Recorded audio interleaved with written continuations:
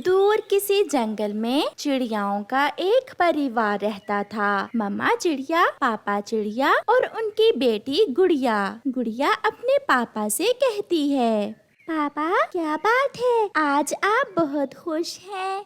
हाँ गुड़िया बेटी, आज मैं बहुत खुश हूँ क्योंकि आज मुझे वेतन मिलेगी। अच्छा, तो फिर आज मेरे पापा मेरे लिए सुनहरी बालों वाली गुड़िया लाएंगे और नए जूते भी। गुड़िया की किताबें भी लानी है और राशन भी खत्म हो गया है। हाँ हाँ, मुझे सब पता है, मैं कर लूँगा। बस मुझे ये सब एक पर्ची पर लिख दें। ले पर्ची, मैंने सब लिख दिया है। मुझे पता है कि आप हर बात भूल जाते हैं। पापा, आज मैं भी जाऊंगी आपके साथ। नहीं गुड़िया बेटी, आप मेरे पास ही रहें, हमें आज घर की सफाई करनी है। मगर गुड़िया रोने लग जाती है। अपनी बेटी को रोता हुआ देखकर पापा चिड़िया अपनी बेटी से कहता है, तो फिर तैयार हो जाओ, हम बाप बेटी दोनों ही जाते हैं आज। मेरे पापा बहुत अच्छे हैं। देखा मम्मा, पापा मान गए। फिर पापा चिड़िया अपनी बेटी को साथ लेकर अपने घर से निकलता है। पापा, ये नदी गहरी है क्या?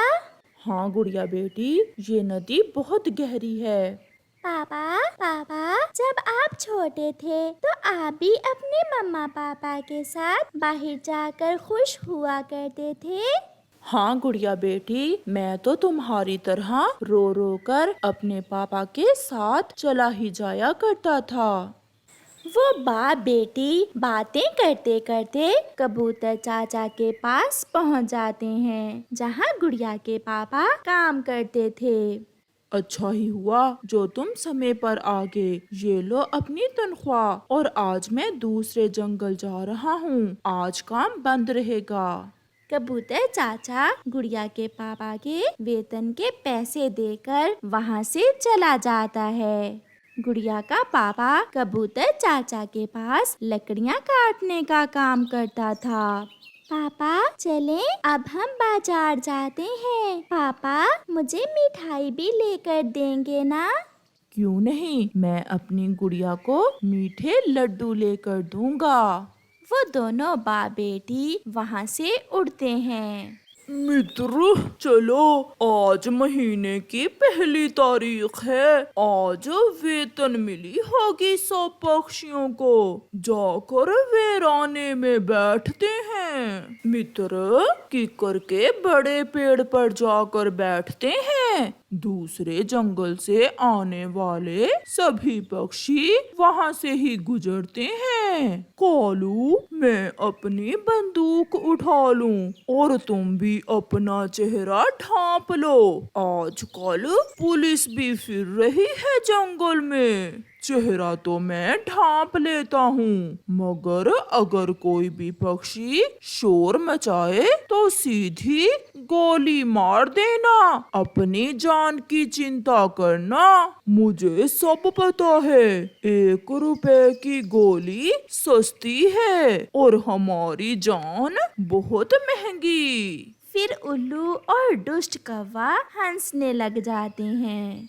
उल्लू भी अपनी बंदूक उठा लेता है, कौवा भी अपना चेहरा छुपा लेता है और वो दोनों डाकू कीकर के बड़े पेड़ की तरफ जाते हैं। गुड़िया बेटी आहिस्ता चलो, मेरे साथ साथ उड़ो। ये पहाड़ों वाला इलाका ठीक नहीं है, अक्सर यहाँ डाकू भी बैठे होते हैं।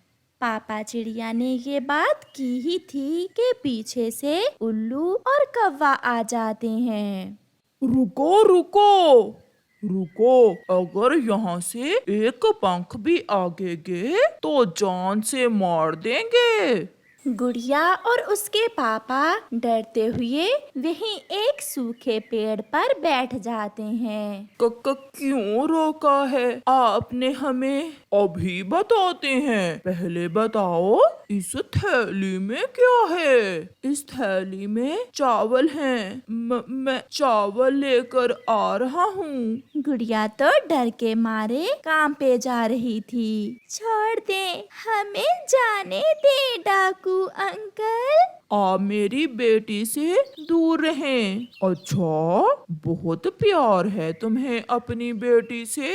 समय जाया ना करो, जल्दी से वो थैली दो हमें। गुड़िया भागो भागो बेटी, तेज उड़ो। ये कहते हुए गुड़िया और उसके पापा वहाँ से उड़ते हैं, मगर उल्लू पीछे से सीधी गोली चलाता है, जो पापा चिड़िया का पेट चीरती हुई निकल जाती है। खून में लथपथ पापा चिड़िया जमीन पर गिर जाता है। कौवा और उल्लू पापा चिड़िया के पंख से वेतन वाली थैली छीनकर भाग जाते हैं। पापा, मेरे पापा, बोले, कुछ तो बोले। मेरे पापा को मार दिया उन जालिमों ने। छोटी मासूम गुड़िया की रोने की आवाज दूर तक जा रही थी। मिठू भागा भागा जाकर चिड़िया को बताता है और मम्मा चिड़िया भी रोती हुई अपने घर से भागती है। मम्मा, पापा चले गए। मम्मा, पापा हमें छोड़कर चले गए। उन जालिमों ने मेरी आंखों के सामने ही मेरे पापा को मार दिया। मम्मा चिड़िया तो ऐसे बैठी थी जैसे कोई मूर्ति हो। मम्मा चिड़िया की आंखों से आंसू बह जा रहे थे। उनकी खुशियाँ उजड़ चुकी थीं। हंसता भसता परिवार दुखों के बोझ तले दब चुका था। शाम के मम्मा चिड़िया और उसकी बेटी गुड़िया रोती हुई घर वापस चली जाती हैं। प्यारे दोस्तों, किसी की खुशियाँ छीनकर कोई खुश नहीं रह सकता। चंद रुपयों के लिए किसी की जान लेने से पहले जरा सोचिए कि कितनी जानें उसकी जान से जुड़ी हुई हैं। आपका धन्यवाद। कालू कौवे और गोरी कौवी ने अपना घर बना लिया था और अब तो वो जंगल के अमीर पक्षी बन गए थे। गोरी कौवी मिठाई लेकर चिड़िया के पास जाती है। चिड़िया, ये मिठाई आपका भाई कालू लाया है। उसे व्यापार में बड़ा मुनाफा जो हुआ है। गोरी बहन, अब तो कालू बहुत सुधर गया है। सुना है उसका शहर में बड़ा व्यापार है। हाँ चिड़िया, मेरे पति के पास 5 नौकर भी काम करते हैं।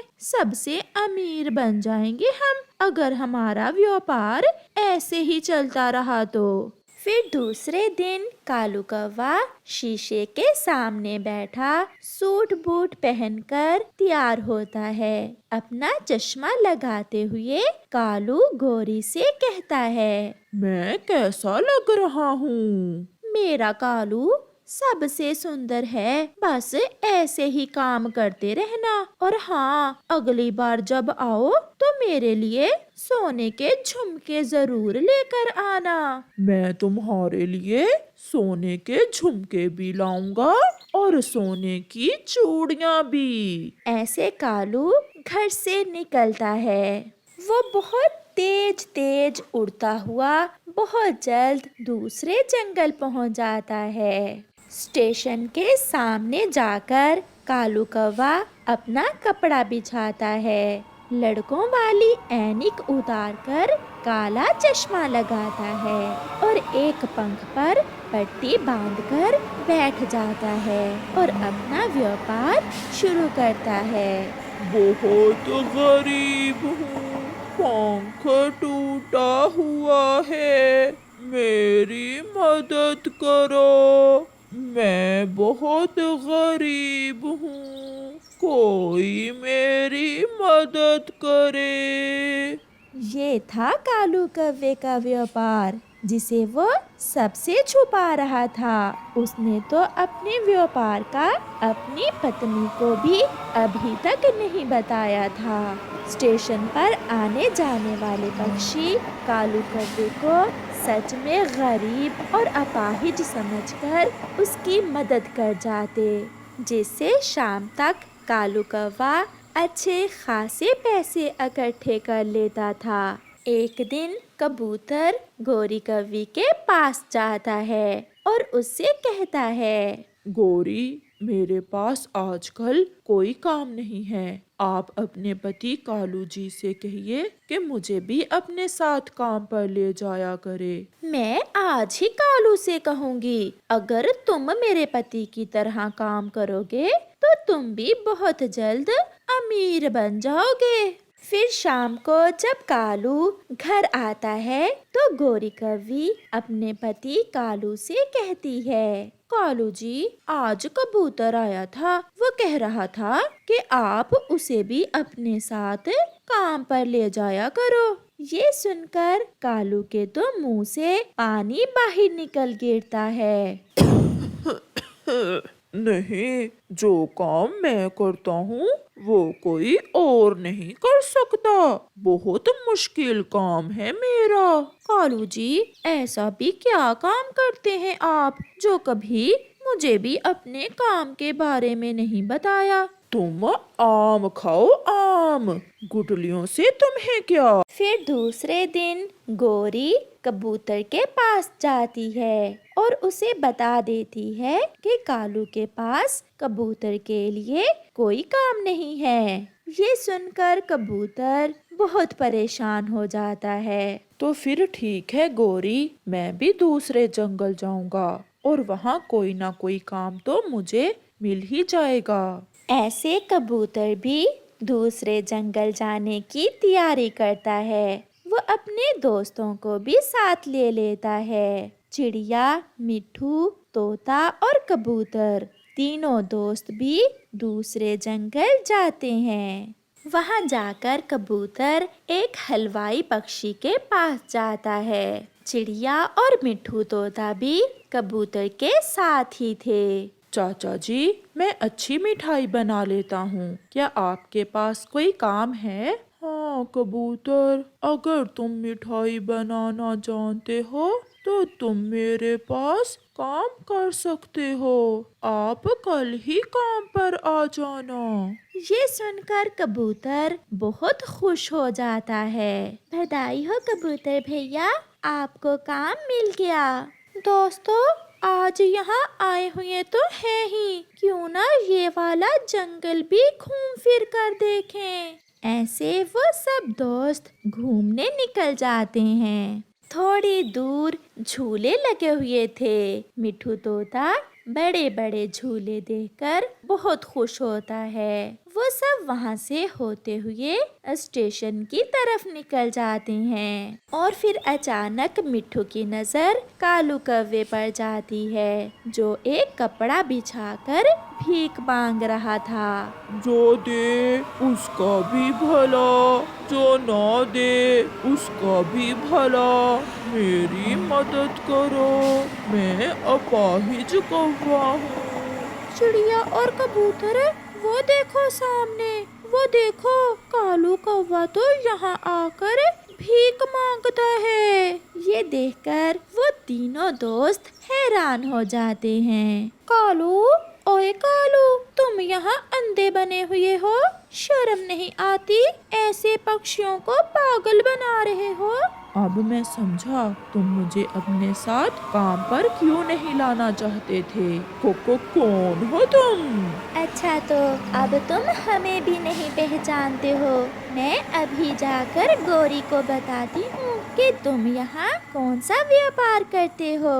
चिड़िया, प्लीज ऐसा ना करना। चिड़िया, गोरी तो मुझे जान से ही मार देगी। ऐसे कालू कौवा रोने लग जाता है और अपने दोस्तों के सामने बहुत शर्मिंदा होता है।